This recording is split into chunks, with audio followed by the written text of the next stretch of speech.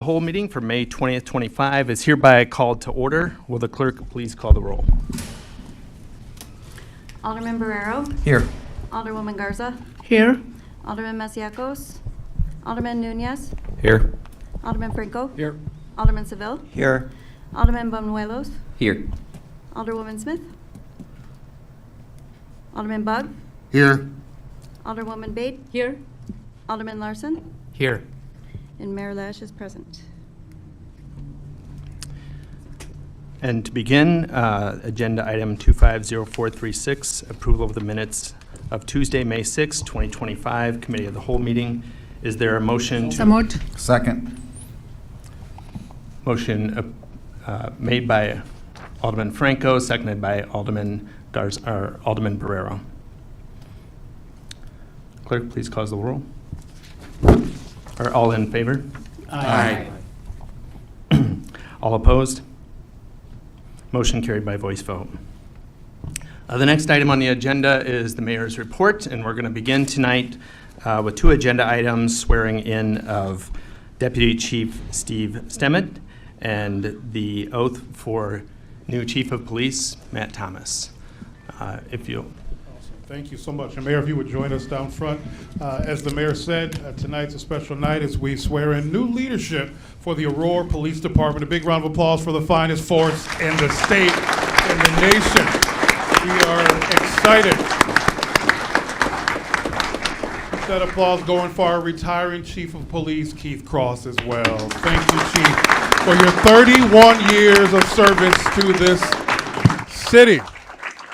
Tonight, we will ask to begin with our Deputy Chief, Steve Stemmet, and his family, if they will join us. Deputy Chief Stemmet is a highly accomplished and respected law enforcement leader with over 25 years of service in municipal policing, including a distinguished tenure with the Aurora Police Department. You all can join us down there. Our military veterans, Deputy Chief served in the United States Army from 1990 to 1997 and began his civilian law enforcement career with the Montgomery Police Department before joining APD in 1999. Recognized for his outstanding service, Stemmet has been awarded 10 departmental commendations, 24 divisional commendations, and the title of 2013 Aurora Police Officer of the Year. Ladies and gentlemen, Deputy Chief Steve Stemmet.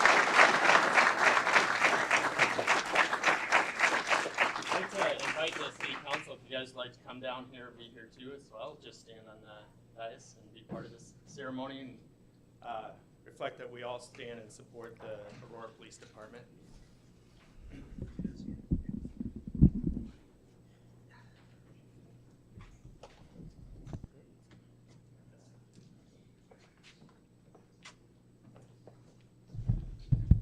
isn't going to work out. You guys can come behind. Yeah. Okay. Council. Alderman let the record reflect that Alderman Masiacos has joined us. Ready? I am. Raise your right hand. I, Steve Stemmet, I, Steve Stemmet, do solemnly swear do solemnly swear that I will support that I will support the Constitution of the United States the Constitution of the United States and the Constitution of the State of Illinois, and the Constitution of the State of Illinois, and that I will faithfully discharge and that I will faithfully discharge the duties of Deputy Police Chief of the City of Aurora the duties of Deputy Police Chief of the City of Aurora to the best of my ability. to the best of my ability.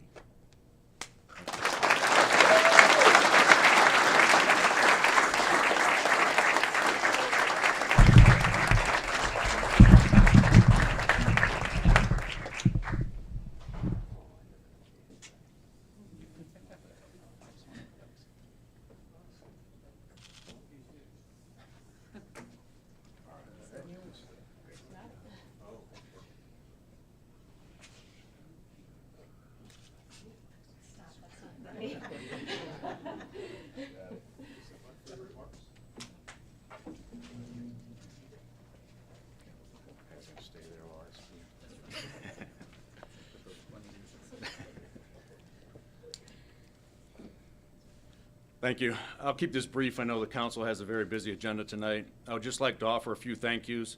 First to former Mayor Richard Irvin, AV, and their team for their confidence and support of this appointment.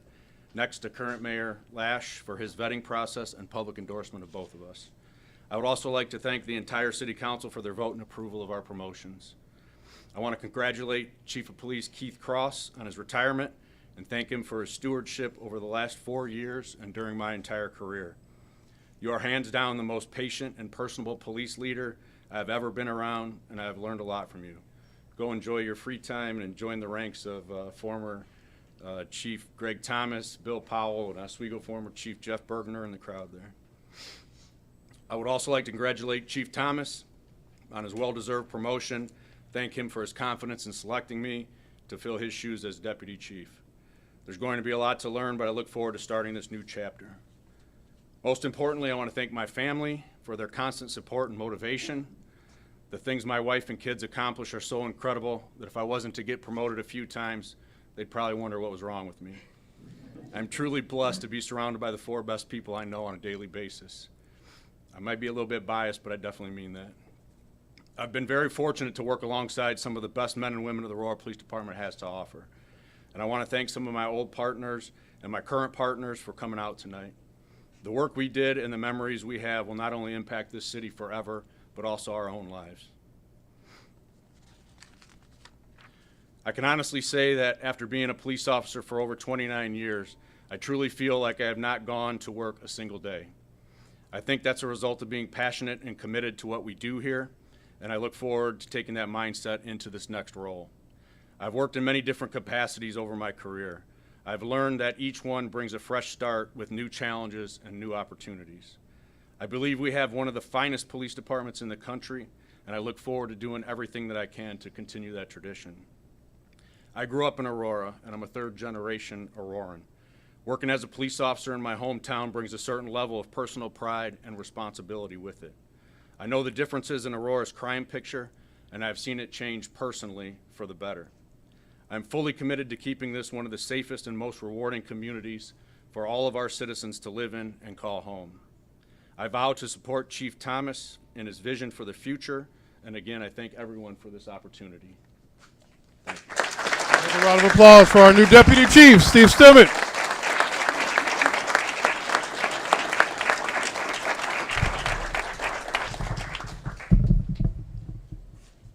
Now, ladies and gentlemen, the new Chief of Police, Matt Thomas. Chief Thomas is a highly accomplished and dedicated law enforcement official. His family can join him. Executive with more than 27 years of progressive experience at the Aurora Police Department, where he most recently served as Deputy Chief of Police. Throughout his career, he's been recognized for excellence in policing, receiving more than 10 departmental commendations, 20-plus divisional commendations, and over 20 letters of appreciation from citizens and partner agencies. He was named the Exchange Club Officer of the Year in 2009 for solving 2 cold case murders, and was a 3-time recipient of the Aurora Police Officer of the Month. Ladies and gentlemen, the new Chief of Police, Matt Thomas.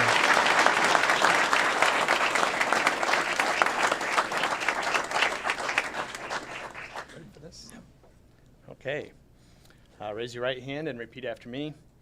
I, Matt Thomas, I, Matt Thomas, do solemnly swear do solemnly swear that I will support the Constitution that I will support the Constitution of the United States of America of the United States of America and the Constitution and the Constitution of the State of Illinois, of the State of Illinois, and that I will faithfully discharge the duties and that I will faithfully discharge the duties of Police Chief of the City of Aurora of Police Chief of the City of Aurora to the best of my ability. to the best of my ability.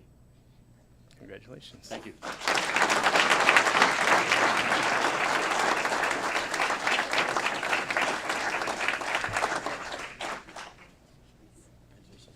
you.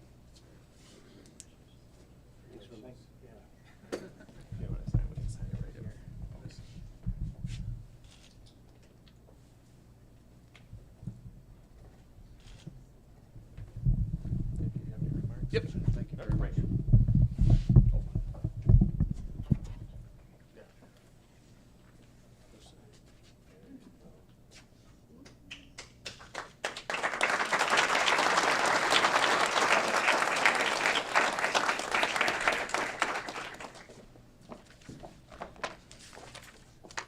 Thank you guys very much for coming out today. I appreciate all the support. I'd like to begin by thanking the Aurora City Council for your confirmation and for placing your trust in me to be the 43rd Chief of the Aurora Police Department. Thank you to the outgoing Mayor Irvin and his administration, and thank you to Mayor Lash and his staff for all your support. My commitment to the City Council, Mayor Lash, and your administration is to continue serving the Aurora community with professionalism, transparency, and integrity. I believe in building strong, respectful relationships with all city leadership and finding ground in our shared goal, which is a safe and engaged community. Thank you to Chief Cross for your leadership and your friendship. I'm grateful for the guidance you've provided, preparing me for this opportunity. It's been an honor to work alongside you over the past 4 years, contributing to our department's success. I know it's a tall order, but I'm going to do my best to fill your size 14 shoes and continue building on a strong foundation that you've helped create. I'd like to congratulate Deputy Chief Steve Stemmet on this well-earned opportunity. He's worked extremely hard, and I'm confident that together with the rest of the command staff, we'll make a great team. We'll stay focused on making Aurora a city where people feel safe in their neighborhoods, where our partnerships with the community continue to grow, and where every officer has the tools and support they need to serve with excellence. I also want to say thank you to all my friends, family, and coworkers who are here today, and to those who have taken the time to send a congratulatory email, text message, or phone call over the past few weeks. I have an extremely supportive and caring group of family and friends who I can always count on. I don't have to look very far to realize how blessed I am to be surrounded by such great people in my life. To my son Brendan and my daughter Maya, no matter what type of recognition or promotion I've received throughout my career, you two are my greatest accomplishments. Your thoughtfulness and determination make your mom and I incredibly proud, and we're excited to see all the great things the future holds for you. Thank you to my wife Shannon for standing by my side over the past 24 years through all the ups and downs with strength and understanding. You are the reason for my success, and I just want you to know how much I appreciate everything you do day in and day out for our family. Knowing our family is in your capable hands allows me to focus on my work. Finally, I want to say thank you to all of our officers and support staff for their commitment to serving the Aurora community. These men and women work nights, weekends, and holidays, missing birthdays, family events, family dinners to make sure our community is safe. They accept the risks of the job, selflessly protecting complete strangers with the uncertainty they'll return home safely. Their commitment to the job, even in the face of personal sacrifice, speaks to the spirit of service that binds us together. I strongly believe that I work with the finest men and women that the law enforcement profession has to offer. I've spent nearly 24 years of my 28-year law enforcement career here with the Aurora Police Department, and I feel honored that I'm able to work alongside these great officers. We all come from different backgrounds and have different ideologies, and I believe that is what makes us such a strong and successful department. Our ability to see life through many different lenses while sharing a passion for helping others and building partnerships in the community. Our diverse perspectives improve officer engagement, inspire creativity, and increase effective problem solving. As the next Chief of Police, I plan to continue on the path of success we've been on, strengthening relationships with our community and building on the trust we work so hard to earn. This progress is a result of every member of our police department and every partner in our community working together to develop trust and generate momentum for the future. To our community members, I pledge to listen intently to your concerns, to be fair and consistent in our decision-making, and to try to remove obstacles and roadblocks whenever possible. I'm committed to building on the foundation laid by those who came before us and the dedication of our current team as we work to ensure Aurora remains a safe place for you to live, work, and to visit. We'll continue to seek guidance from you to ensure our strategies are inclusive and aligned with your values. To our officers and support staff, I also want to make this commitment. We will place a strong emphasis on your wellness, training, and professional development to ensure that you have the resources and the support that you need to be the best version of yourselves.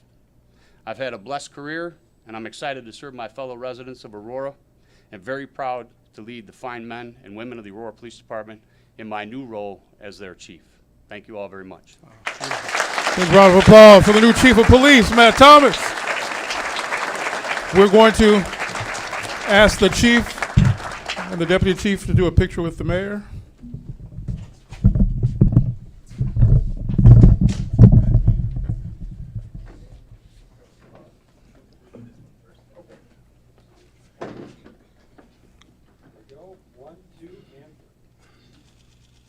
And we'll ask our three former chiefs who are here, please come down as well. Chief Keith Cross, come on down with a picture. Chief Bill Powell, come on down. Chief Greg Thomas, big round of applause. That's all right, that's all right. Big round of applause for all of our former chiefs here in the city of Aurora, holding it down. He said he's not dressed for the occasion.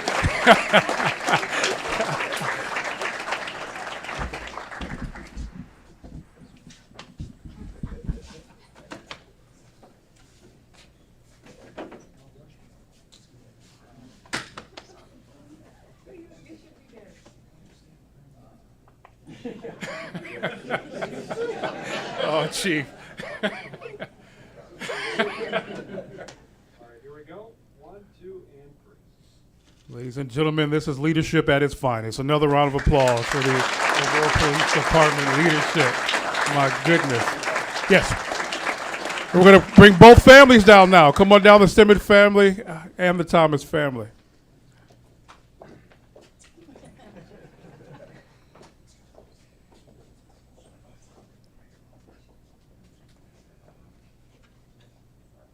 Here we go. 1, 2, and Big round of applause for the Aurora Police Department.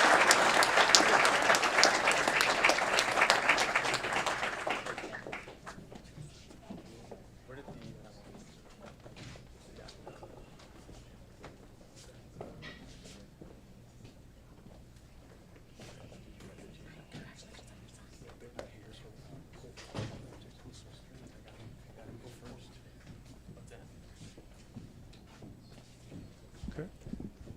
We're going to change slightly the agenda as they move forward now with committee reports, and we do have another section of the mayoral presentations immediately following the committee report. So thank you so much.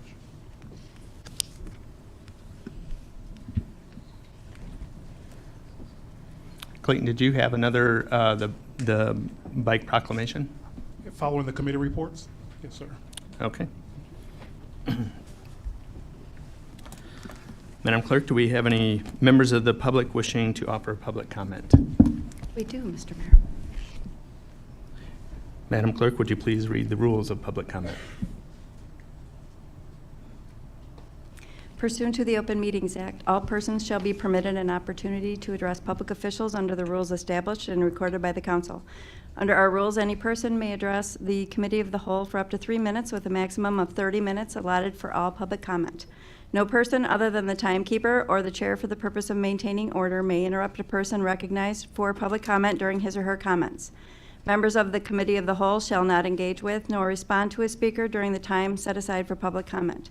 Staff is directed to follow up with members of the public with respect to any concerns raised during public comment within the scope of the city's authority following the adjournment of this meeting. Madam Clerk, will you please read the name of the first person to offer public comment this evening? Sanayed Michael. Very close.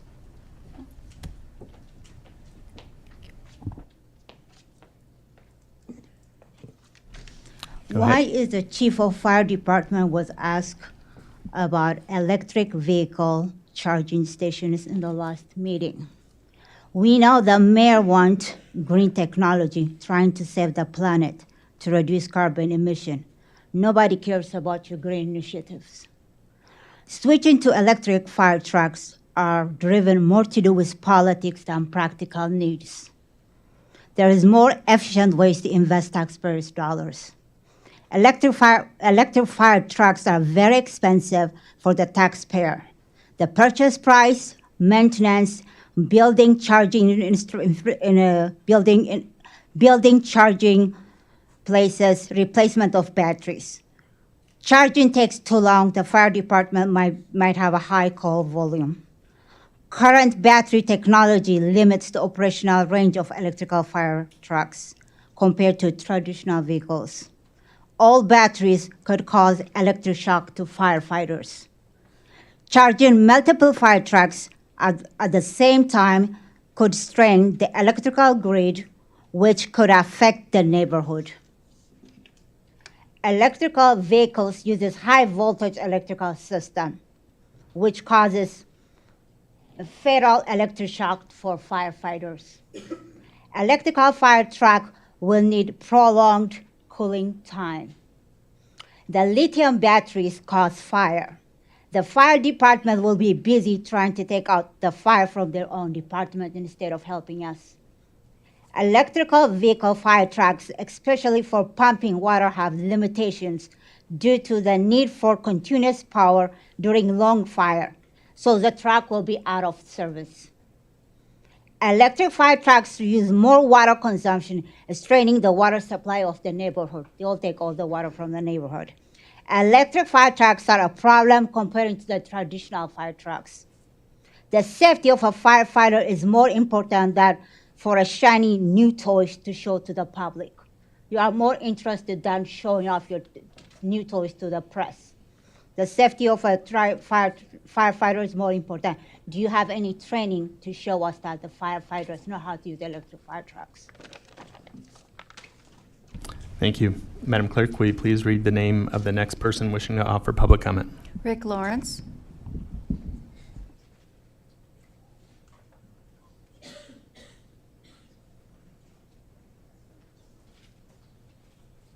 What a special hat for you guys. I wanted to mention something about something that happened at the last meeting, where there was a prearranged deal with the lawyer, with Patty, with a couple other people up here, to strip the alderman of the ability to hold an item that they had serious questions about. It was cowardice. It was wrong. There's a state statute that says the same thing. So by doing what you did, you violated the state statute. Ted Maziakos was asking legitimate questions about that fire station. But you guys stripped the ability to have any debate on it and keep talking about it.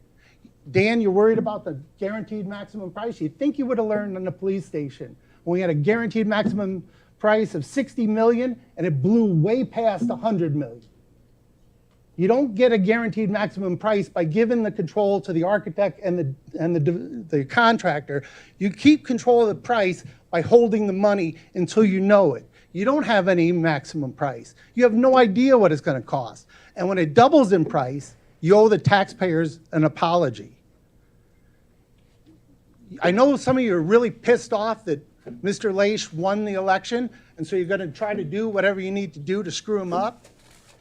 So you needed to push through over $100 million worth of spending in the last meeting while Rich was still sitting in that chair, because you were concerned that there was others coming in here that might have legitimate questions.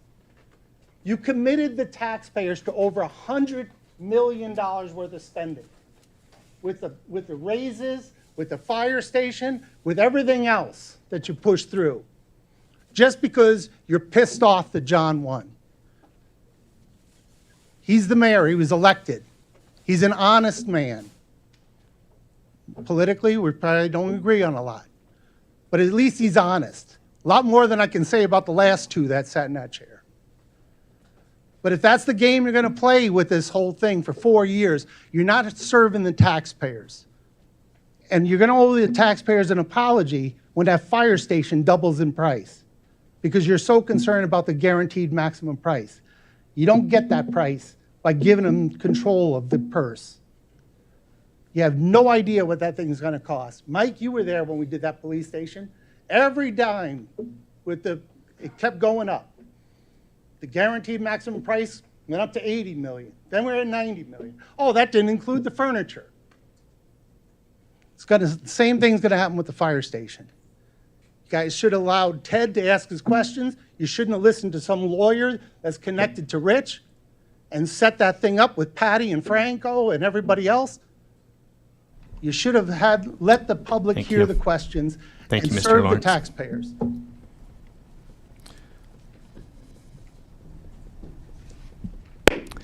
Does this conclude the people wishing to offer public comment? It does, Mr. Mayor. Good. Mr. Mayor, we now have the presentations prepared. And now we can return to our mayor's report. Thank you, Sir. Clayton. Sir, thank you. If you can please join us down front.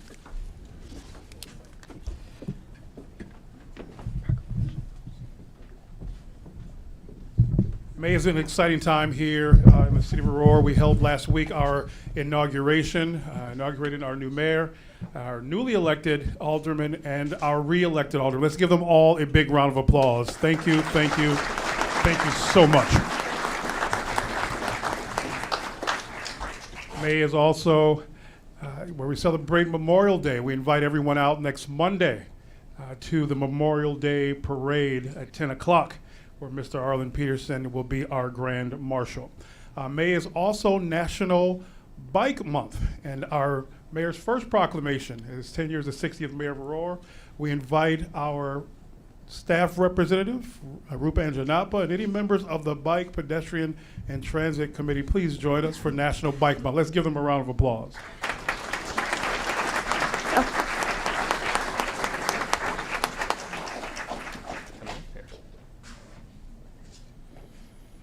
Okay, my very first proclamation. Whereas, since 1956, May has been recognized across the United States as National Bike Month, an annual celebration of the many benefits of bicycling and an encouragement for more people to try biking for the transportation, recreation, and health. And whereas biking is an environmentally friendly, cost-effective, and healthy form of transportation and exercise that improves personal wellness, reduces traffic congestion, and contributes to cleaner air and safer communities. Whereas the City of Aurora is committed to fostering a more bike-friendly environment and supporting a comprehensive network of safe and accessible biking infrastructure throughout the city. And whereas Aurora's Bicycle, Pedestrian, and Transit Advisory Board plays a vital role in campaigning bicycle access, safety, awareness across our community by leading the effort to obtain and maintain the National Bicycle Friendly Community designation from the League of American Bicyclists, including completing the application, identifying improvement opportunities, and advocating for strategic upgrades to local infrastructure.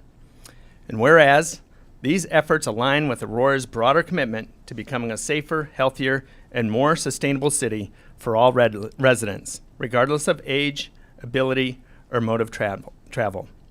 Now, therefore, I, Mayor John Lash, do hereby proclaim the month of May 2025 as National Bike Month in the City of Aurora. Awesome. Nice. Thank you.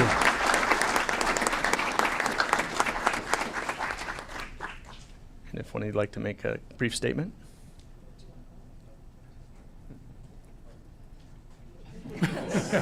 There you go.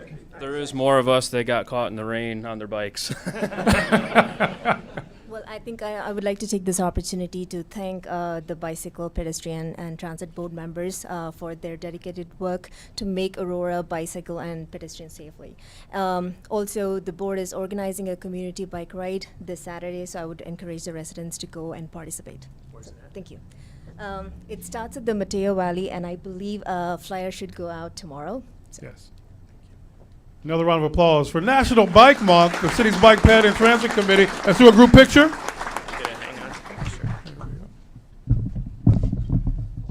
And we will be posting information on that bike event this weekend. Posting it tomorrow. Thank you so much. We appreciate all the work that you do. The month of May, we also celebrate educators, National Teacher Week, graduations. There's always the Educator of the Year Awards. And this year, Aurora is so proud to have the Educator of the Year for Kane County and the Educator of the Year for DuPage County, both to be Aurora educators. Let's give them both a round of applause. Our first recipient, the mayor's first proclamation, now it's his first mayor's award. Let's bring down Dr. David Ballard, Associate Superintendent of East Aurora School District 131. EA! Okay. We're also joined by the superintendent here. Come on down, Dr. Halverson. Just stand with them there. Big round of applause for Dr. Halverson. Quick bio. Dr. Ballard was recently honored as a school administrator with over 30 years in education, including 13 years in East Aurora as a principal and district leader. So I had the honor of being on the East Aurora School Board when Dr. Ballard was first being promoted to principal, I believe. And I know that Alderman Barrero also knows him well from his time in East.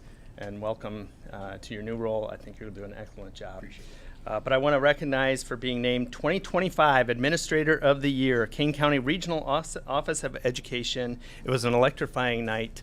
I was there, and all of your colleagues were so enthused and raised the roof. So it was really exciting, but I want to make sure that we recognize Dr. Dave Ballard, who's going to continue to do excellent things in East Aurora. Thank you. Congratulations, Dr. Ballard. Do you have any comments?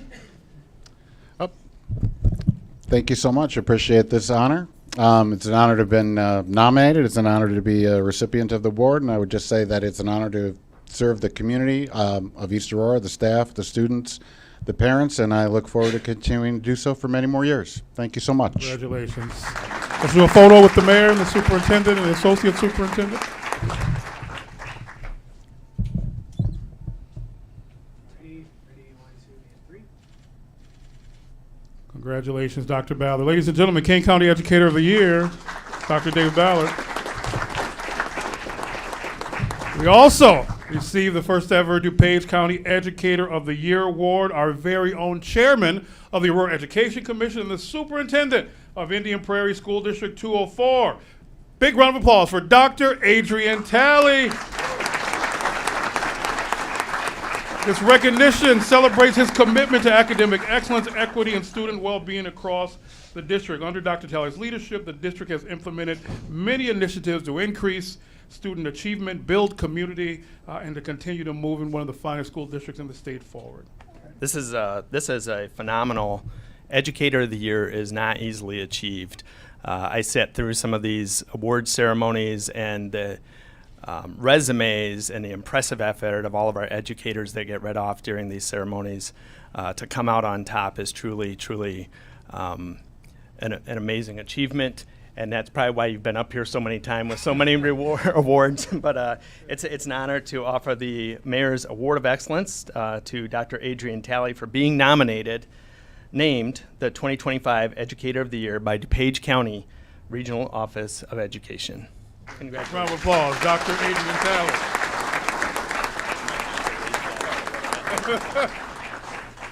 No, I really, hold on, we'll just do it. I just want to say thank you very much. I accept this award really on behalf of all the staff and students in Indian Prairie. I don't do this alone. In fact, they tell me what to do, and then I just make it look good. So I'm very honored to receive this award and proud to be part of the Aurora Education Commission. Thank you so much, sir. Dr. Adrian Talley. Let's do a picture. Come on over. And we're going to, after this picture, we'll bring back Dr. Ballard for a picture with Dr. Talley. And then we'll ask any aldermen or alderwomen representing these school districts to join us as well. All right, Dr. Ballard, we'll do an individual picture of you two and the mayor. And then any aldermen who represent East Aurora schools or Indian Prairie schools, please join us as well. Well, we'll do a picture of you three. There we go. Beautiful. All right, now we're going to bring the aldermen that represent those school districts for a group picture. Another round of applause for Dr. David Ballard, Dr. Adrian Talley. We have some of the finest educators around.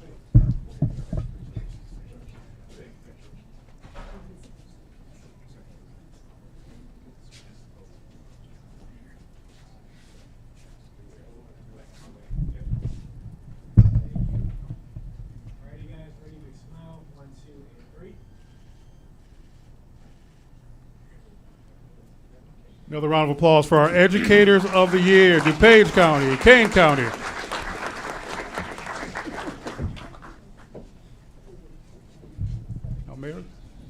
tell me that you have some. I'm a little confused here. And I believe we have one more proclamation that's a surprise to Clayton.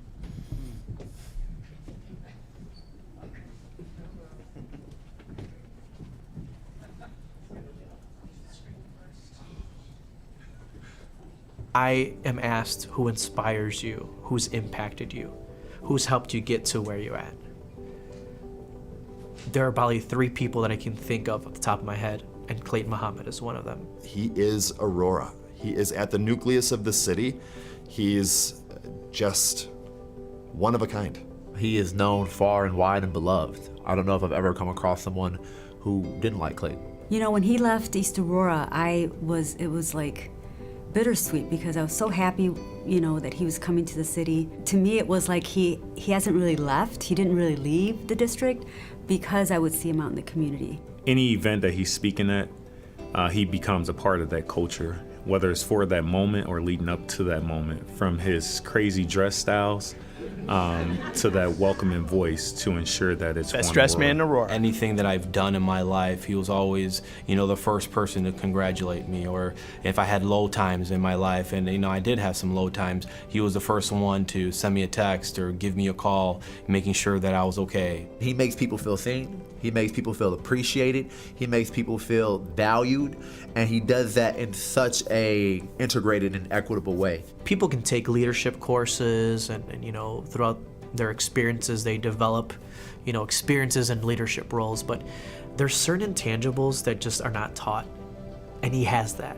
I think those are just his God-given gifts to stand out and be a leader in anything that he does. He's someone that's able to listen, whether you agree with his standing or not. He will hear you out to make sure that you're heard, and I believe that is one key attribute that any leader should have. There's so many people he's touched, and now those people are doing wonderful, miraculous, and very integral things to the functioning of our city, but also our community. Describing Clayton in one word will be... Oh my gosh, one word. One word's not enough to describe Clayton, but I would have to say humble. Phenomenal. Phenomenal, because of his Phenomenal Man of the Year awards he used to give out. Genius.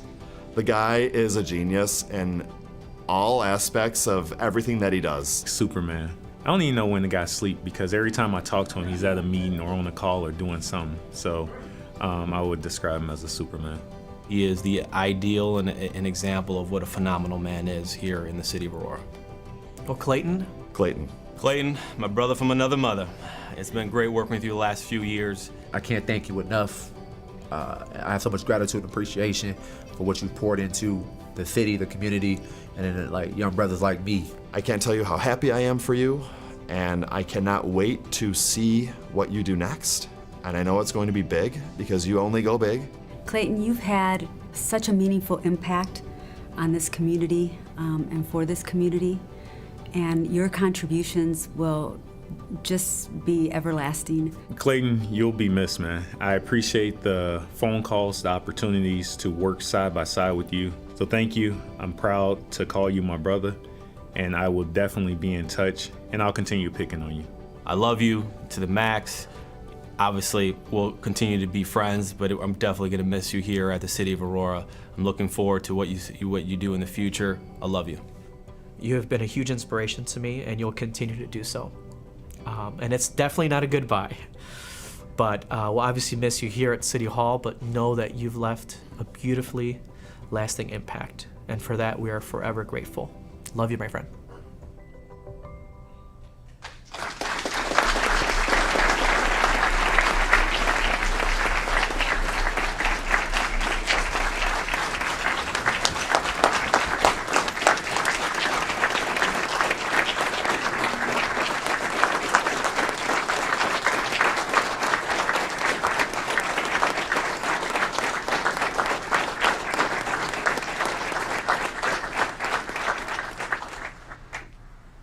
But wait, there's more. For NBC5, hope it's okay that I'm wearing the NBC5 hat. Sorry I couldn't be there tonight, but I just wanted to say congratulations to one of the best public relations people that I've known in this business, and I've been in it for a very long period of time.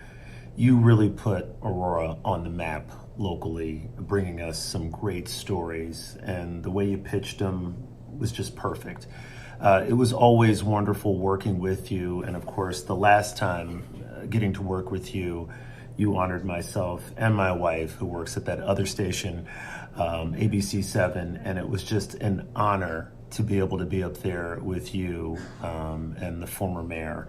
So I just want to say congratulations to you on your next endeavor. If there's anything I can do to help you, and of course the city of Aurora, I am more than welcome to do it. But you did a fantastic job, and I am so glad that they are honoring you. Hey, Clayton. I have dreaded sending this video because I cannot imagine Aurora without Clayton Muhammad. And so much of what we know about it and the good in the neighborhood, and Aurora's got it going on, is in large part because of you and your work and your dedication to this city for all these years. So I'm gonna miss you. I know a lot of us here are gonna miss you, including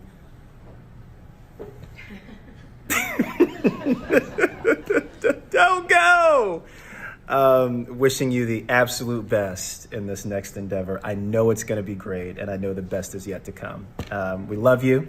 We're going to miss you, Clayton.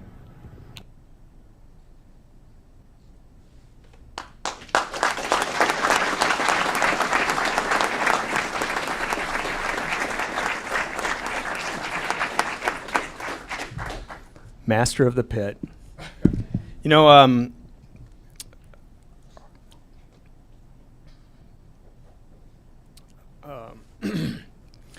we asked Clayton to stay on.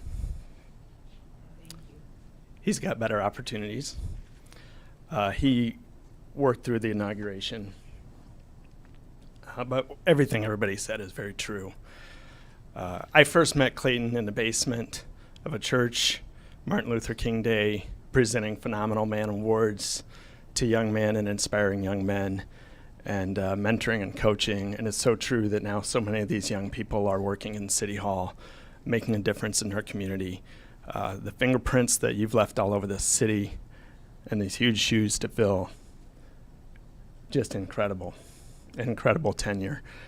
And there's going to be a few more awards because there's a lot of staff members who wanted to weigh in and say something nice for Clayton. But one staff member did write a proclamation. I guess it is true that you have over 30, 50 some plaques hanging on your wall, but no proclamation.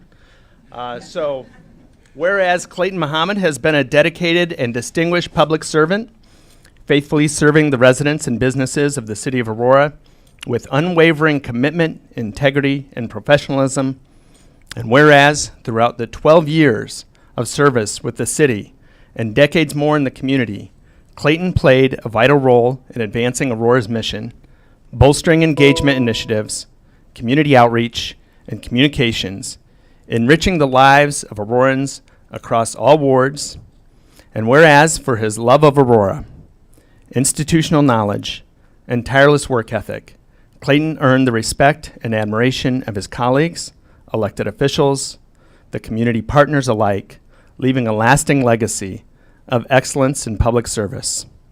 And whereas the city of Aurora expresses its heartfelt gratitude to Clayton Muhammad for his extraordinary contributions, visionary leadership, and steadfast dedication to the betterment of our great city. Now therefore, I, John Lash, Mayor of the City of Aurora, do hereby proclaim July 22nd, the birthday of the esteemed public servant, as Clayton Muhammad Day in the City of Aurora.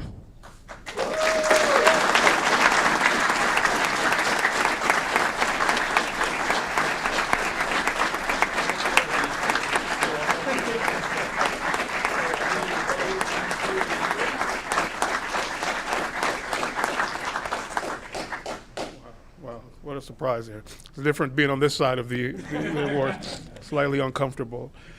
But thank you all. Thank you. As a child born and raised in Aurora, I love the city tremendously. My 10 years as spokesman at East Aurora Schools and 12 years here at the city certainly is an honor of a lifetime. Thank you to the leadership of this city, Mayor Wisner, who brought me in from East Aurora 12 years ago. I worked with Mayor O'Connor for 6 months. Of course, with Richard Irvin, who elevated the role and allowed me to really fly. And to Mayor Lash. And I thank you for extending the offer to be with your administration. At this time, as I move forward in life, as I share with you privately, I share publicly. Just a call away. Whatever you need, I got you. But thank you all. Someone said the best prayer is simply the 2 words, thank you. And so tonight I give that prayer. Thank you so much.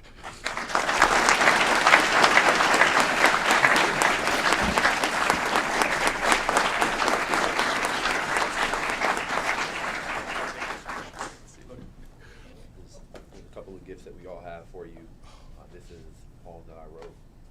You've been so instrumental in my development and growth, and you know how much I appreciate you, how much gratitude. You're always a call away anytime I needed something, whether it's my mom's health and everything. You've been very supportive, and my family really appreciates you. We love you, so thank you. Appreciate it.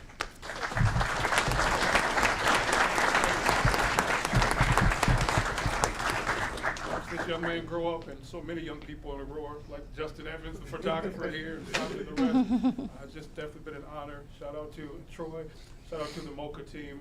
I love you guys tremendously. All right, ready? 1, 2, and 3. Big smile. Thank you. One more. Just one quick thing, and then I swear you're done. So I just want to thank communications, marketing, and your video team for putting that package together. They love doing it, and they did a great job. They did say you would cry through it, and so but I know that's probably going to be one of the most meaningful parts for you. We thought, what do we get a man with 60 plaques on his wall already? But we know that you have beautifully honored the late Alderwoman Shakita Hart Burns with brooches as a beautiful tribute. We thought of you, and we would like to declare you as the voice of Aurora forever. And we have that embellished in a very large brooch, I will say, but beautifully made by a local jeweler. Which was it? Bea Jewelry. So they did a beautiful job for us. So we want to present that to you, Clayton. Thank you for everything. We will miss you greatly.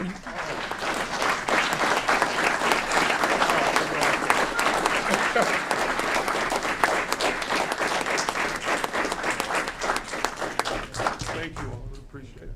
Thank you so much. Mayor, that concludes the presentation.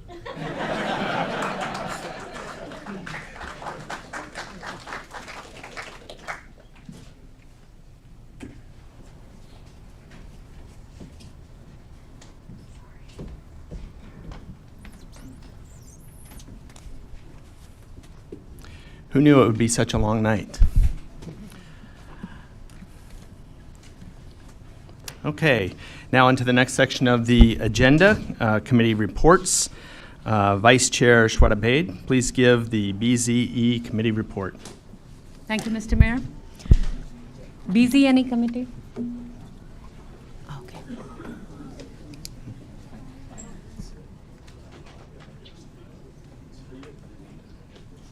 What I meant to say is if you want to leave because you're here for the presentations, feel free to step up and exit. If you want to stay, you're welcome to stay.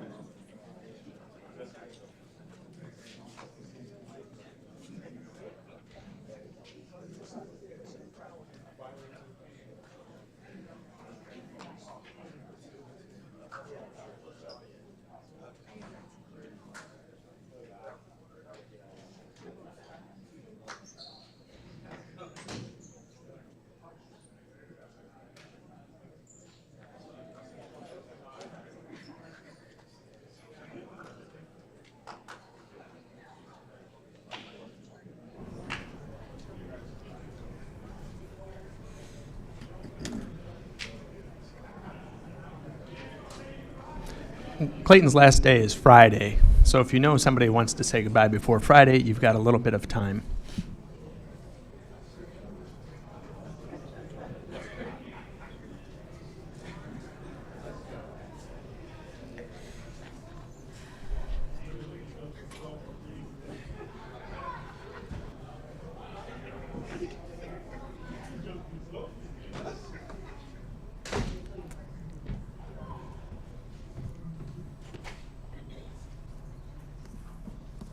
Alderwoman Schroeder-Bade, if you want to continue with the BZ&E committee report.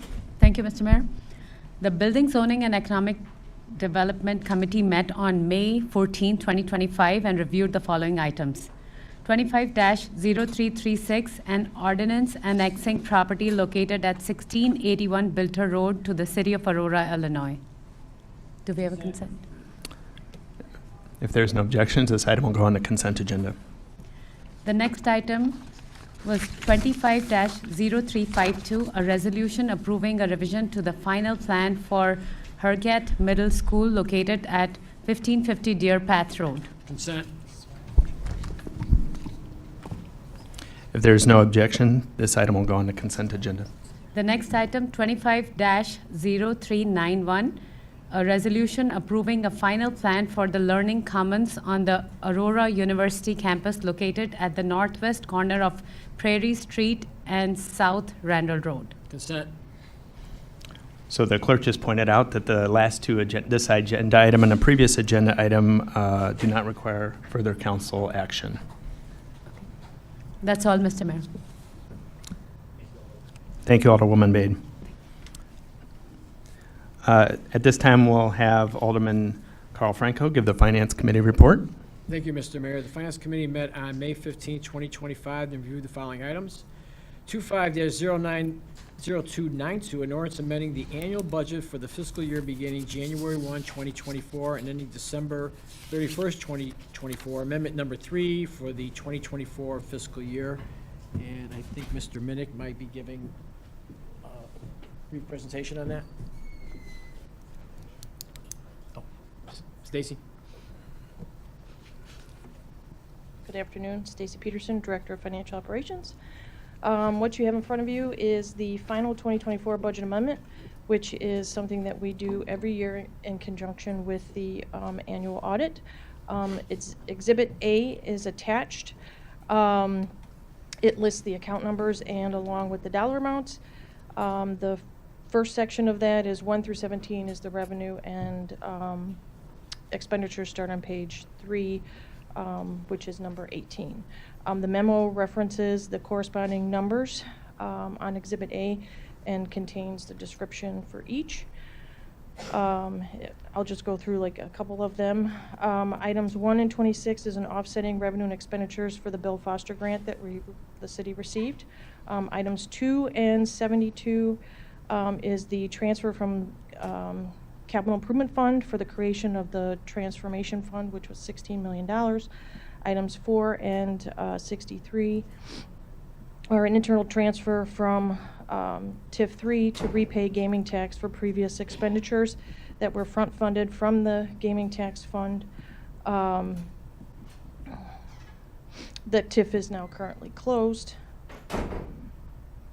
Items 6 and 51 through 61 is adjusting the budget to account for the revenue for the issuance of the general obligation bonds for the casino, which is located in TIF 17, which is the Bilter Farnsworth TIF.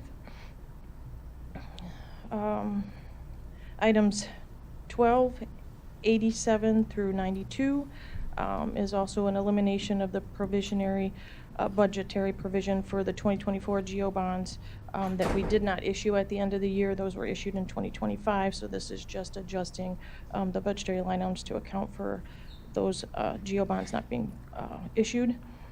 There are a few also economic development agreements that were previously approved by City Council.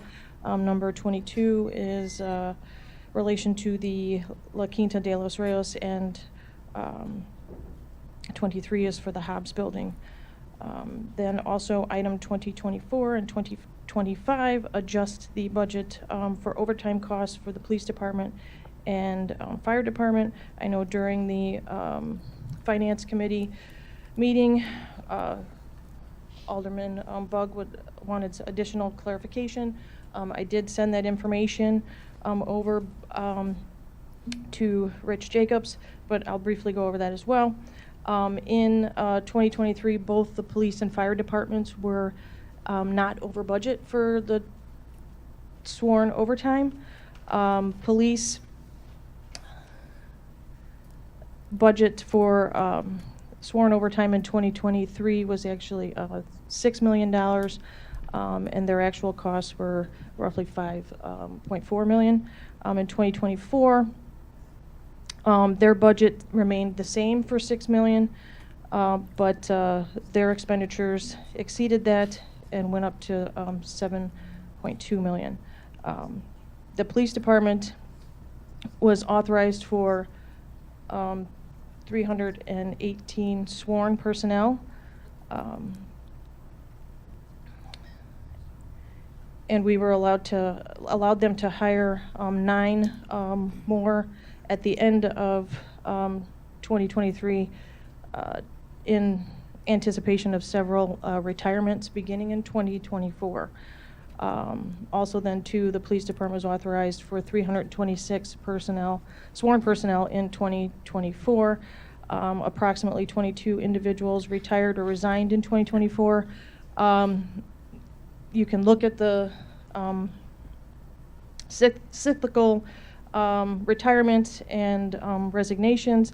At one point in time in December, they were 100% staffed, and then January 5th, it's about 10 to usually an average of 10 retire at the beginning of the year and also at the end of the year. So there's a constant flux of officers coming in and out, and then they also hire primarily in March, not April and December.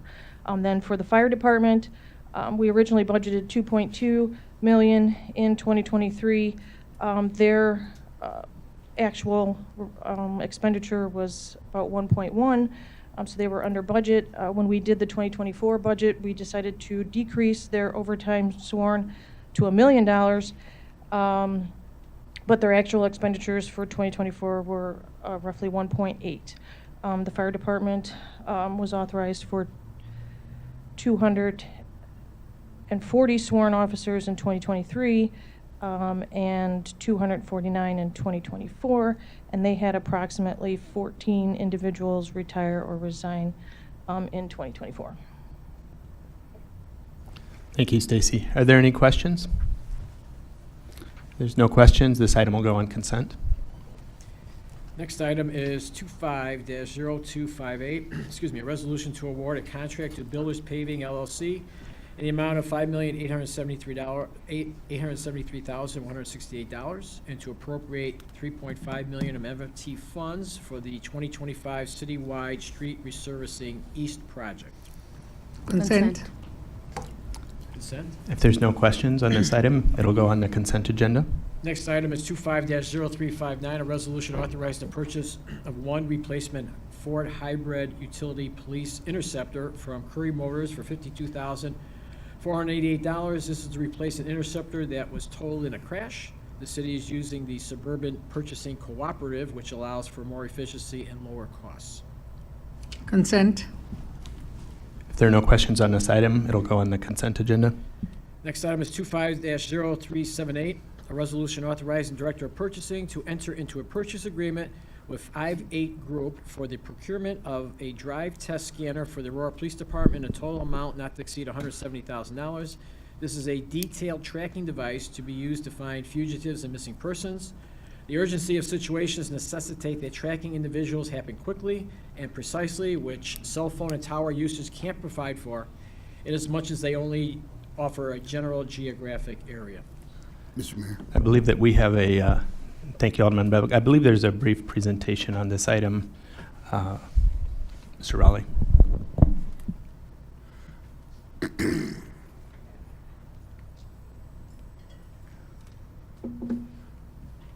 Good afternoon, committee. Lieutenant Bill Rowley. I'm the Administrative Services Lieutenant for the Police Department. When we brought this to Finance Committee, we identified that the Aurora Police Department Investigations Unit in particular is looking to purchase a drive test scanner.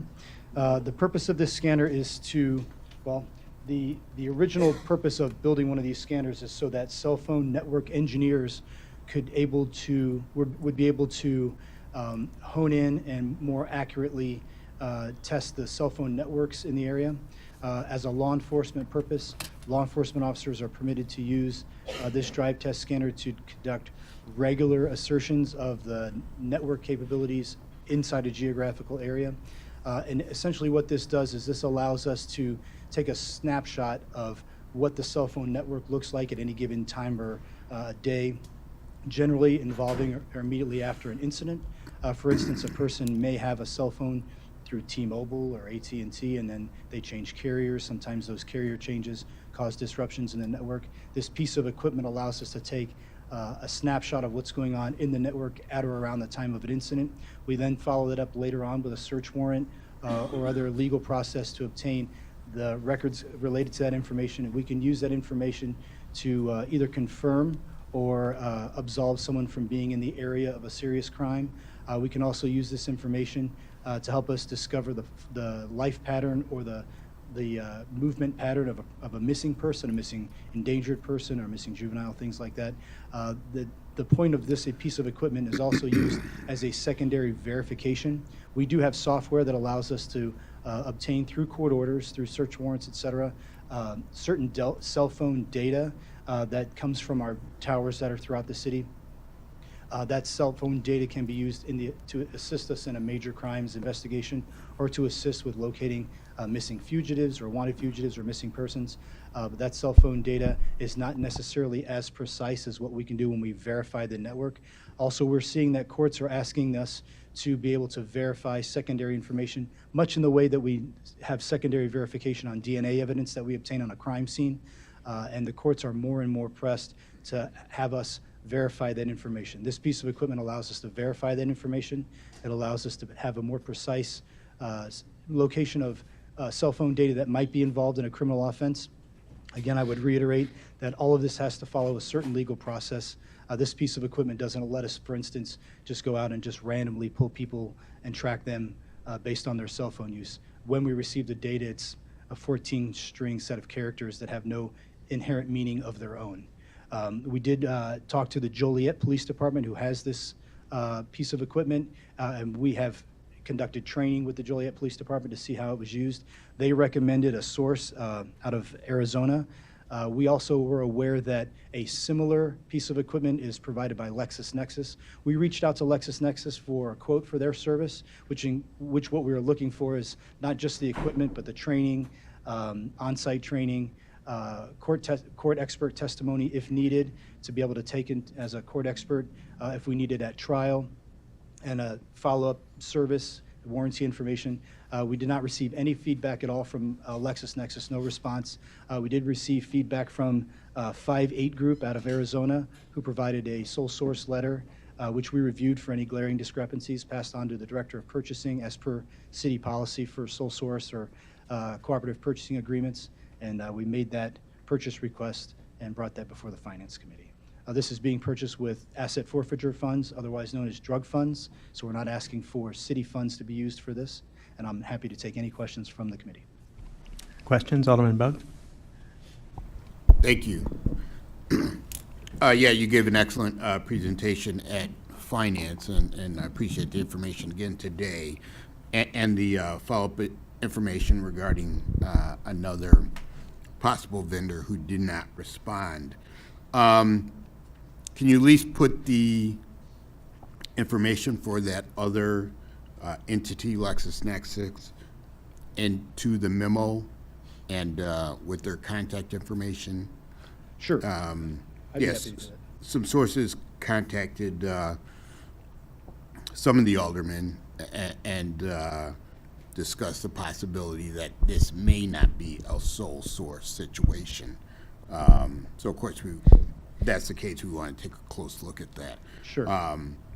But even if they're not the sole source, if they're the best source, it's just a different way of saying it. We're going to pick them anyway. So, yeah, if you could just add that information in, and then if we need to review it further, we have until next week to do that. Sure, Alderman. And if I may just add to your comment there, this actual physical piece of equipment, I believe it's manufactured in Germany or someplace outside the United States. So the matter of getting a piece of equipment is not necessarily the issue that we are met with. The sole source application in this case, we see as it's the equipment plus the training plus the ongoing support plus the court testimony expert. It's all bundled as Right. one The sole source specifications, package. of course. If we were to piecemeal that out, it would require us to employ more than one vendor, which would of course exasperate the cost. I'm happy to add something to the Legistar item to talk about the LexisNexis and the contact information that we reached out to. So I did, Thank you. I don't want to interrupt, but I did talk to the chief about this item today. He made me aware that LexisNexis did not respond. I asked him if we were able to pull the agenda item back, if he would revisit that. He said that there are other LexisNexis products we use, and we might be able to merge some sort of contract and reduce the cost. Then there's the training component, which you just mentioned. Joliet is using this product through 5-8 Group, and trying to find a way to work directly with Joliet PD. So try to separate the two. One, just get the product purchased, and then try and find other ways to go through the education and training for the people that'll be using the software and hardware. Mayor, we did actually have a conversation about that after you spoke with the chief, and the portion about Joliet offering the training, Joliet is unable to certify us in that training. They could give us a sort of a layman's walkthrough of how the equipment works, but to be able to certify this equipment in a way that the courts would accept, Joliet, they're not equipped to provide that. We could, if I could just make the offer, we could take this back to Finance Committee. We could actually put this out for a formal bid and just see if we can get LexisNexis to engage with us formally, rather than just rely, without pun intended, solely on this sole source letter. That's something that I've spoken with the purchasing director, and that's something that we can do if that gives the council a little bit more ease about the nature of this purchase. We're more than happy to do that. Before moving to any motions, are there any other questions on this agenda item? I have some questions. Yes. So this doesn't provide any real-time tracking data, that's correct? This provides a real-time snapshot of all the cell phone data for a geographic location, city block or a certain defined area. Okay, and then that can be requested in the future in the case of a trial, you said. Yes. Where is this data being stored? Is APD storing this data, or is it the vendor that's managing that? Yeah, so it comes to the police department. It's in a data set that is otherwise indiscernible by the police department. If you could imagine a 14-digit serial number, or not serial number, but some sort of an IMEI or something like that, that's associated with a cell phone service specific to a vehicle, or rather, I'm sorry, a cell phone. Think of it in terms of how corporations use it for marketing.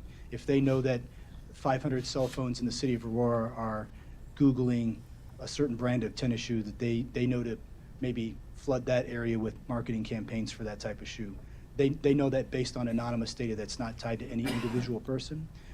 In a similar fashion, we would have that data, that data stays with us, but it means nothing to us until or unless we write a search warrant, obtain a search warrant through judicial process, and then send that secondary search warrant off to a cell phone carrier and ask for them to give us an interpretation of that data. We don't have the ability to do that. Okay, so that's where I get the identifying information. And then we could issue a search warrant. Is it also possible for, say, a federal agency to issue a subpoena or a warrant of some case and get this data on our residents?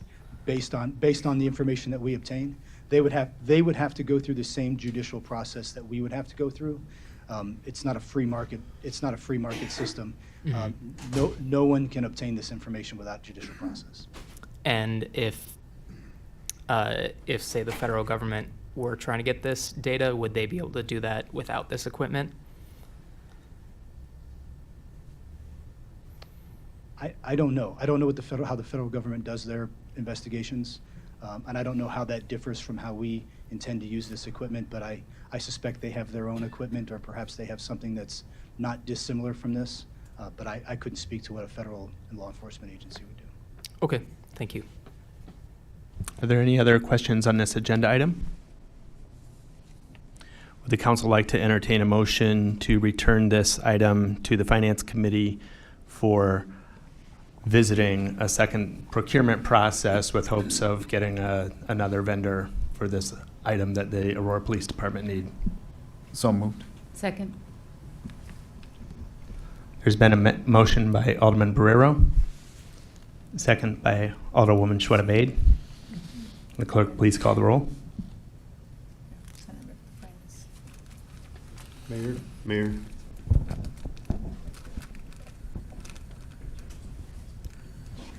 Or we can do by voice vote. All in favor? Aye. Aye. All opposed? Voice vote carries. This item will return to the Finance Committee for further consideration. Thank you. Thank you, Mayor. Last item in the finance agenda is 25-0393, a resolution approving the IDOT low bid for construction for the North Aurora Road underpass at CNN Railroad. Consent. If there are no other questions on this agenda item, it'll go on the consent agenda. And Mr. Mayor, that concludes the finance report. Thank you, Alderman Franco. I'll now ask the chairman, Mike Seville of the PHST committee, to offer the report from that meeting. Yes, thank you, Mayor. The PHST met and reviewed the following items on May 13th, 2025. First item is 25-0327. This is a resolution maintaining the maximum number of Class D downtown core on-site consumption liquor licenses unofficially related to the application from French 75 Gallery and Lounge, Inc. This is in Ward 2. Nothing is really changing. It's just a change of business. Brandon, the son, is buying this from the mother. This can go on consent. Consent. If there are no other questions on this item, it'll go on the consent agenda. And 25-0369, a resolution authorizing the Director of Purchasing to enter into a purchase agreement with Axon Enterprises, Inc. for the procurement of squad car cameras and related equipment for the Aurora Police Department for a total amount not to exceed $99,664.08. This is for additional fleet cameras. They were budgeted and approved in the budget for 2025. And Lieutenant Raleigh is here in case you have any questions. Consent. Mr. Mayor.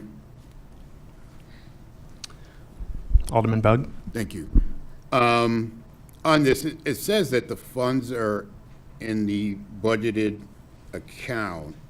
I just want to see where those funds came from, because of course we're trying to use up all our ARPA funds. So were those ARPA funds that were put into the account, or because these aren't forfeiture funds we're using for this, right? No, sir. This was Just straight funded police through budget? This was funded through a decision package request that we made in 25 under Resolution 24-079. I believe they were placed into the 255 account as part of our capital improvement. That's where the main Axon contract sits, so I think they placed it with that just as a matter of logistics. Okay. If someone from the budget office has a different Yeah, answer. Mr. Minnick, or is Mr. Minnick over there? Stacy, can you step up?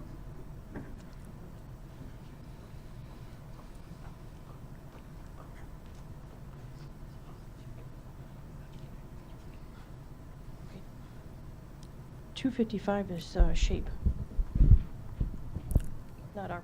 Well, was this type of equipment, was it eligible for ARPA funds? I thought it was. We don't have a blow-by-blow on where we're at on our ARPA funds, but this would have met the criteria, correct? No, there he is. Well, I do know that the ARPA funds were allocated, so we'd have to go back and actually look at what's potentially remaining with that. I mean, this potentially could have been, but during the budget process, we put it in the shape fund. Okay, we can look at it. But this did qualify, correct? This type of equipment? I would have to go back and look to see if it did qualify. Can we get an answer by city council meeting? I'm sorry, I did not hear the discussion or the question. Oh, that's fine. Just on this matter 25-0369, procurement of the squad car cameras related equipment, that is eligible for ARPA funds, correct? We have allocated all the ARPA funding out for the current fiscal year. The short answer is yes. However, we don't have any ARPA funds left to allocate. Okay. I believe. But it would qualify? I believe it would. Okay. So Yes. if we talk to some of our friends Any further questions on this agenda item? and other government entities, okay, thank you. Thank you. There's no further questions. This item will go on consent. Consent. Okay, the next item is 25-0389, a resolution establishing the maximum number of Class B on-site consumption liquor licenses, unofficial date of the application from GJM Pizza LLC DBA Lodge and Lou's Pizza Pub at 1592 North Farnsworth Avenue.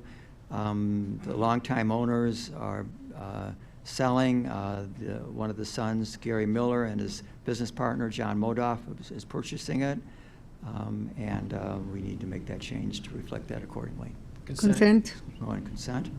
This item will go on consent. 0390, as a resolution establishing the maximum number of Class D Fox Valley Entertainment District licenses with self-service, strolling, and package sales endorsements, unofficial related the application from Fox Taps LLC DBA Tapville Drink While You Shop, Fox Valley Mall, 195, Fox Valley Center Drive, 14 East Aurora, Illinois, 60504 in Ward 10. This is being transferred to Jennifer from the franchisee, and so that's why the change Consent. needs to be made. Consent, There's no objection. This item will go on consent. and that's the report, Mayor, from PHS&T. Thank you, Chairman Seville. And now I'll have Chairwoman Juana Garza give the IT committee report. Thank you, Mayor. We met on May 12th. So the first item is 25-0063, a resolution authorizing the Director of Purchasing to enter an agreement with INDOF 11816 Lackland Road, San Luis, Missouri, and Volunteer Supply Industries Ltd., 105 East Galena Boulevard, Suite A06, Aurora, Illinois, 6505, an amount not to exceed $32,500 and $53,866 respectively for the purchase of lighting materials for various locations throughout the city. Consent. With no objections, this item will go on consent. Next item 25-0343, a resolution authorizing the purchase of replacement and additional vehicles for the City of Aurora fleet for $1,717,548. Consent. This item will go on consent. Next item 25-0379, a resolution to award the Barrow Ridge North Water Main Improvements Project located in Ward 6 to the Miller Pipeline LLC in the amount of $3,173,802.50. Consent. No objections, this item will go on consent. 25-0382, a resolution authorizing the Director of Purchasing to utilize General Service Administration, GSA, and Houston Area Council, HGAC, cooperative purchasing contract to purchase a pair of vehicle repair lifts for the new public work facility from Vehicular Service Group, LLC, 2700 Linear Drive, Madison, Indiana, 47250 for the combined amount of $97,910.25. Consent. This item will go on consent. 25-0385, a resolution to award the Fox Valley Center Drive Water Main Replacement Project located in Ward 10 to Fox Excavator Inc. in the bid amount of $209,835.00. Consent. There's no objections, this item will go on consent. 25-0396, a resolution to purchase mobile vehicle barriers from Meridian Rapid Defense Group for use at special events. Consent. There's no objections. This item will go on consent. 25-0397, a resolution authorizing the execution of the intergovernmental agreement with the Illinois Department of Transportation for the maintenance of a state route with the city of Aurora. Consent. No objections. This item will go on consent. And we conclude the meeting, Mayor. Thank you, Chairwoman Garza. Now I'll ask Vice Chair Alderman Franco to give the RAP Committee report. Thank you, Mr. Mayor. The Rules Administration Procedure Committee met on May 6, 2025. Removed the following items: 25-0372, an ordinance creating Section 27-135 of the Code of Ordinances entitled Vehicular Nuisance. And I believe Lieutenant Walcott may give a little report on that because I think it's pretty interesting.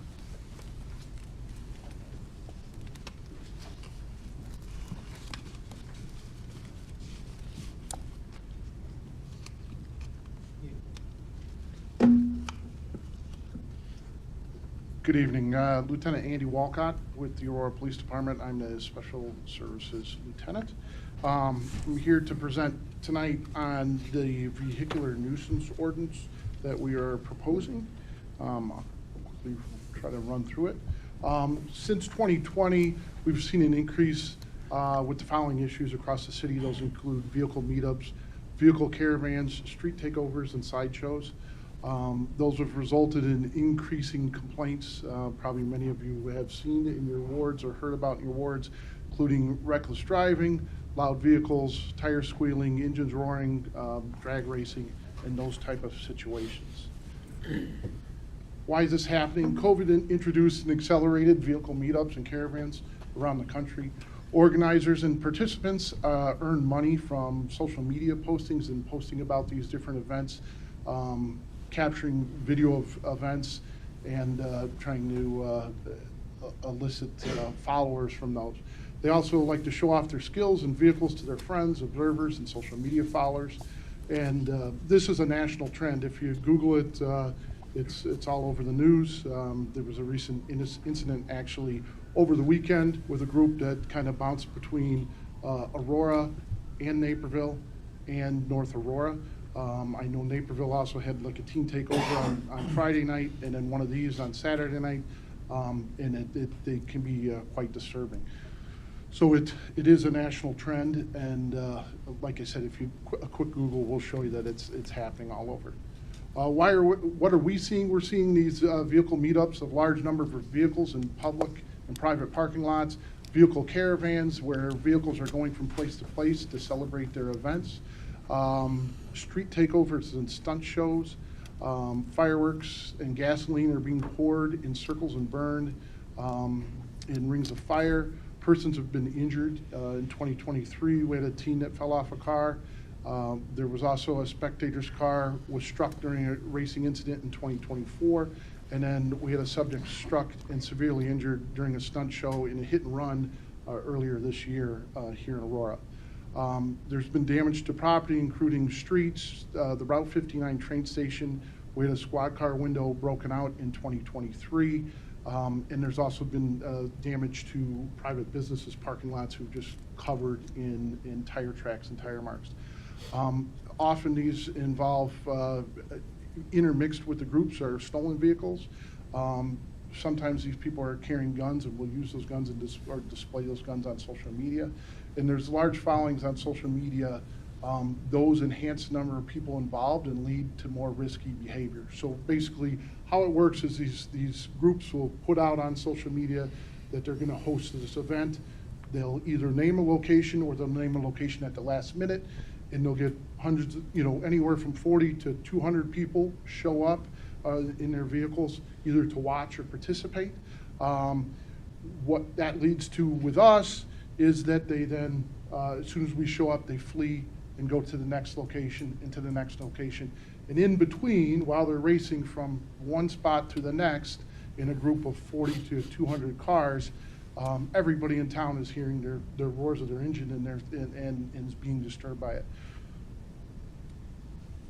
Here's a quick video that we can play just to kind of illustrate some of this stuff.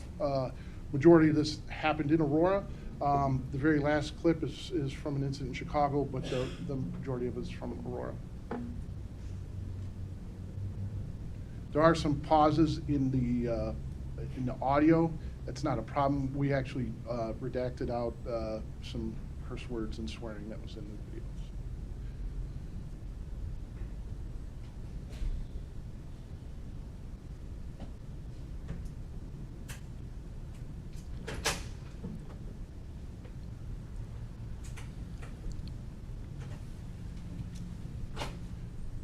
Just an example of one of the recent incidents that was highlighted in the news.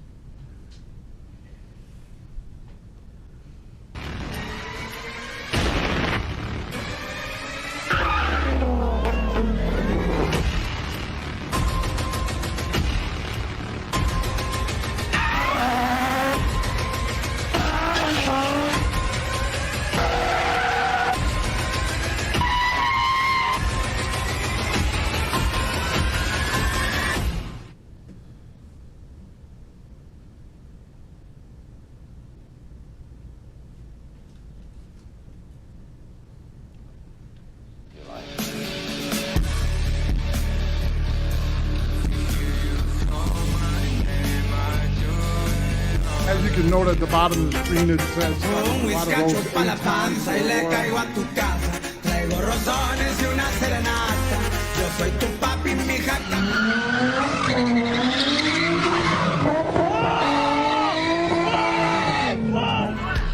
That's who I do it for. Cody been his ride, I've been a block, then been a couple more. My brother booked for GTA, gon' win it till he home.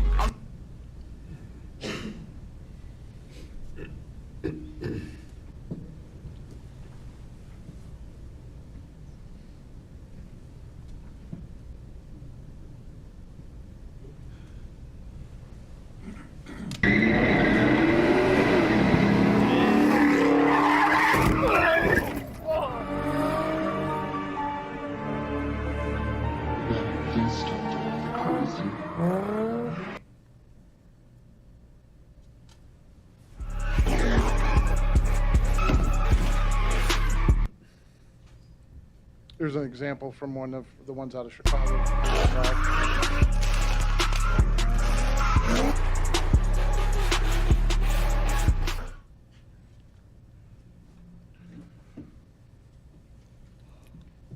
All right, we currently have some limitations on our existing enforcement methods.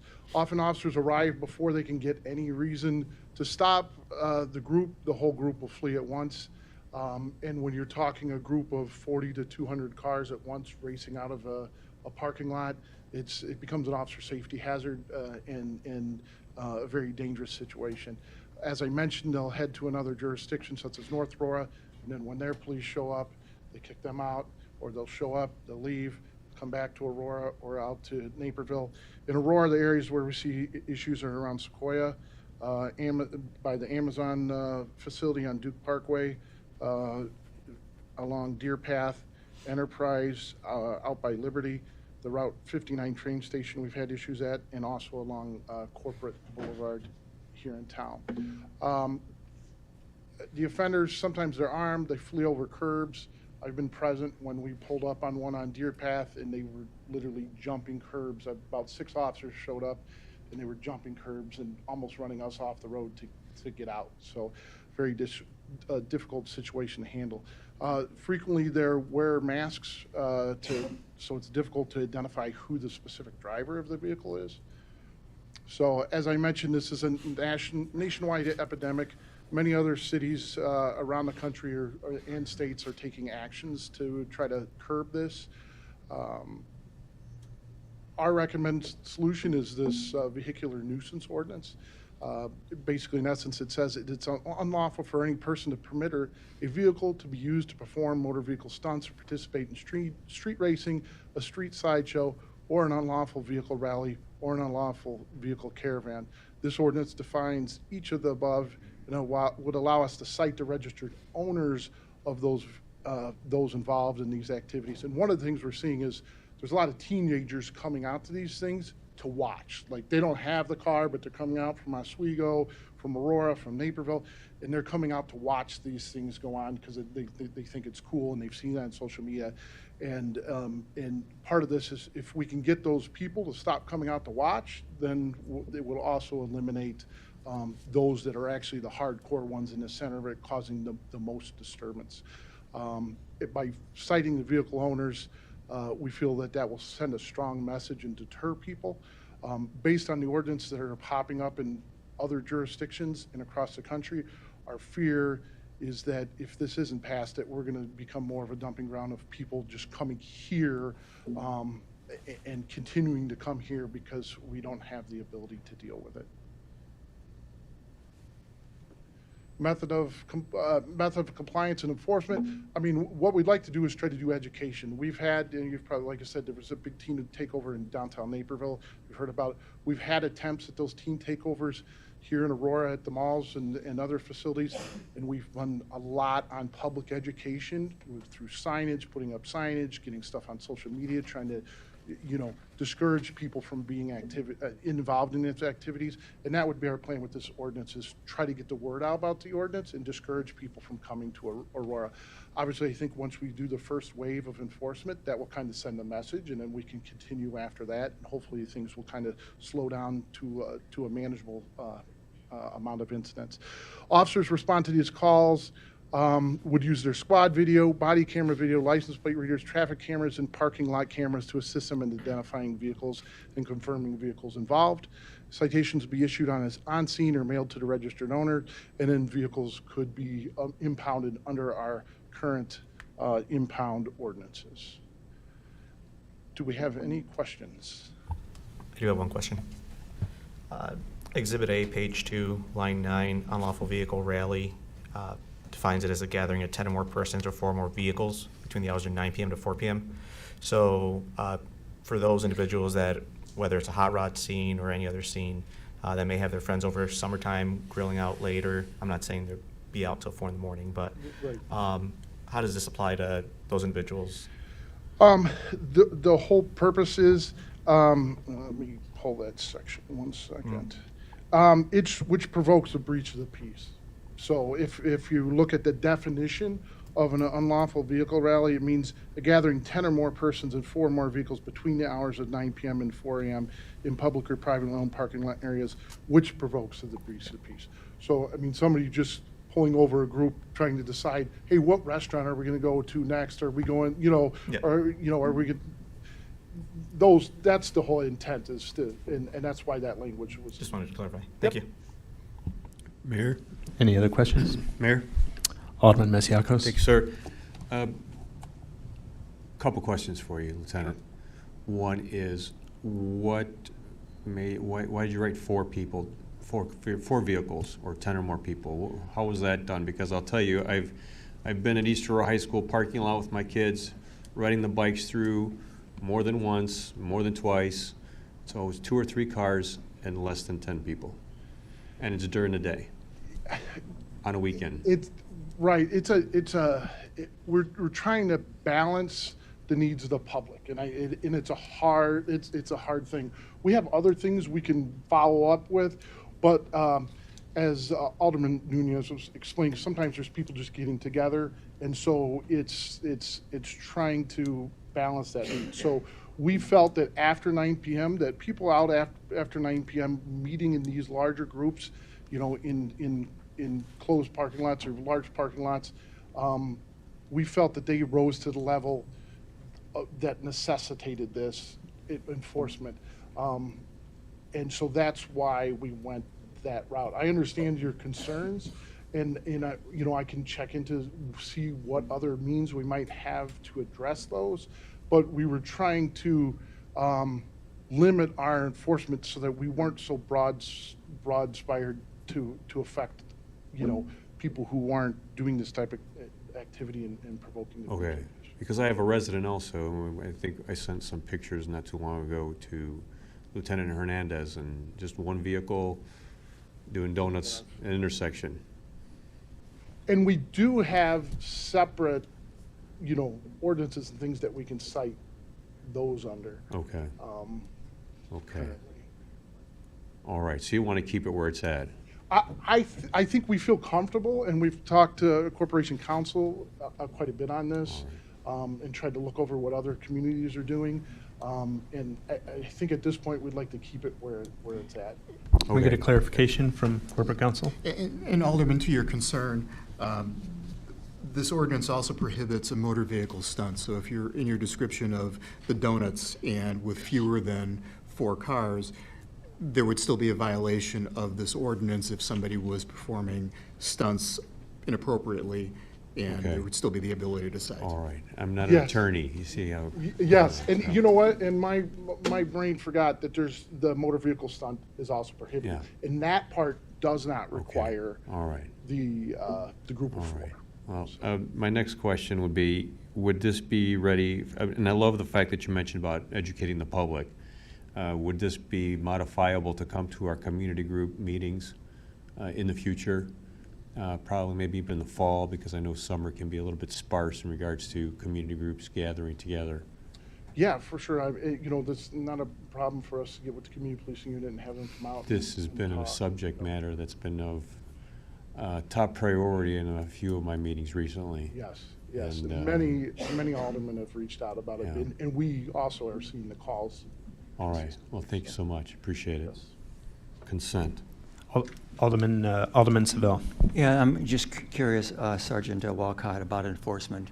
I understand the use of cameras, which would be very convenient to be able to eventually cite people. But if the individuals that are participating in this are out of town, like say, I don't know, Joliet or Rockford, how do we enforce a ticket on them, and how do we enforce impoundment? How does that process unfold? The impoundment is, if we catch them in the act or they're there, we could impound it. The other, as far as the citations would be mailed to them and served on them. And Corporation Counsel can probably weigh in a little more clear on that. Imagine a similar situation to a red light camera with the automatic enforcement. You have the identity of the owner of the motor vehicle. You would serve the complaint on them. Impoundment may be a little bit more difficult. We're still looking at how we would handle that if we don't have immediate possession of the vehicle. We still have the ability to look into how to do that, but the main focus would be, in order to get that matter before the administrative hearing officer, what would be required is service of the citation by mail on the owner of the vehicle. Okay, thank you. Alderwoman Garza. Okay, so they don't know yet how much going to be the fine. The they know fines already? are spelled out. It's at the back. I believe it's $1,000 for the first violation and $2,500 for each additional violation. Yes, it's on page 3 of the ordinance, or of the Exhibit A, under F, penalties. Owner or operator of any nuisance vehicle shall be fined $1,000 the first time such vehicle is determined to be a nuisance vehicle. The owner or operator of a vehicle previously declared to be a nuisance vehicle shall be fined an amount not less than $2,500. Okay. So they want to go to the owner of the car Yes, by the plates. yes. Okay. So, yeah, 'cause normally teenagers, sometimes they have a car, but it's under their name. Yes, and sometimes that can be, Yes. when mom and dad get that ticket in the mail, they'll probably address it, hopefully. Okay. So you're saying they got it after 9 p.m.? That's specific for the unlawful vehicle rallies. Oh, okay. That's where But they can be also in the daytime. But during the daytime, we can also enforce any of the other ones, which would be the street racing, the motor vehicle stunts, let's see, what else? The street sideshow, or the unlawful vehicle caravan. Okay. Because they're talking about noise and all that. So this is in case to make donuts. But what else when they get together in the parking lots, especially like Fiestas Patrias coming. So see what happened last year. So this gonna be enforcing in there or no? I think this will give us some tools to enforce it, because it's a lot of these same groups that are coming from out of town, that are racing up and down on like Lake Street.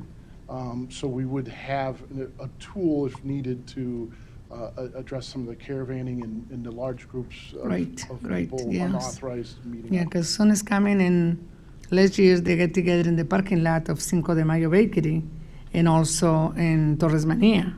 So, and nothing happened. So everybody called the police and nothing they can do really because we don't have nothing to enforce it. Yeah, now we'll have Okay. this ordinance as Great. an option.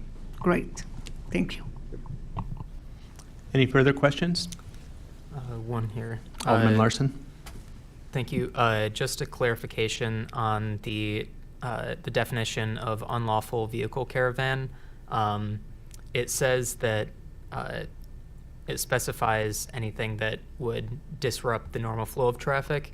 But just to clarify, would this apply to any sort of like peaceful demonstration, whether it's for a social cause or getting people aware of a certain issue? It's my understanding that people could still apply for a permit, but Corporation Counsel might be able to provide a more concise answer for it. Alderman Larson, if this was a special event requiring a permit, or even we do have a classification of special events that does not require a permit, that would potentially be an exception there. So if it was something along those lines that a permit would be required for, but it was not obtained, then we would be able to cite, but otherwise. Okay, so it's something that currently requires a permit. Thank you. Are there any further questions? If there's no objection, this item will go on consent. Next item is 25-0375, a resolution authorizing the appointment of Karina Cano to the Sister Consent. Cities Commission. This item will go on consent. Okay. And the last one is 25-0380, presentation on the downtown revitalization portal.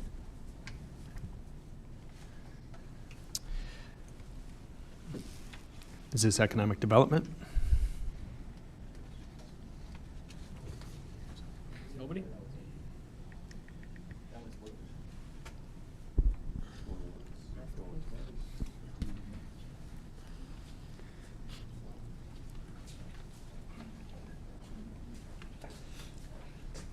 Hello, everyone. I thought David was here, and I'm not sure he was prepared to make this presentation, but I am not. So I'm not sure what to tell you, but apologize. Well, we can hold If we it. could, what we can do is just hold it for the next, or if you want to give that presentation at the city council meeting, if Mr. Debo will be ready for it. Appreciate that. Thank you. Sorry again. Then, Mr. Mayor, that concludes the RAP committee report. Thank you, Vice Chairman Franco, for the RAP Committee report. The next item on the agenda is the Alderman's Quarter, and it's my understanding that we will delay this till the next COW meeting. So there will be no Alderman's Corner tonight. The next item on the agenda is closed session, and we are in need of a closed session pursuant to the following section of the Open Meetings Act, Section 2C1, to discuss the appointment, employment, compensation, or dismissal of specific employees of the public body. And so just a reminder that there is a special city council meeting after this closed session. So we will be coming back to closed session and holding a special meeting immediately afterwards. Do I have a motion to enter into closed session and therefore adjourn this committee of the whole meeting with no further final action or public business to take place for the purposes of committee of the whole? So moved. Motion made by Alderman Mesiacos, Second. seconded by Alderwoman Garza. Will the clerk please call the roll? Alderman Barrero? Yes. Alderwoman Garza? Yes. Alderman Masiacos? Yes. Alderman Nunez? Yes. Alderman Franco? Yes. Alderman Seville? Yes. Alderman Benuelos? Yes. Alderman Smith? Alderman Bug? Yes. Alderwoman Bade? Yes. Alderman Larson? Yes. 10 yes, 0 no. Motion carries. We will now go into closed session. Mr. Mayor, question. Are we going to go in the back room, or are we going to do it here, clear them out here? We've done it both ways before. That's why I'm asking.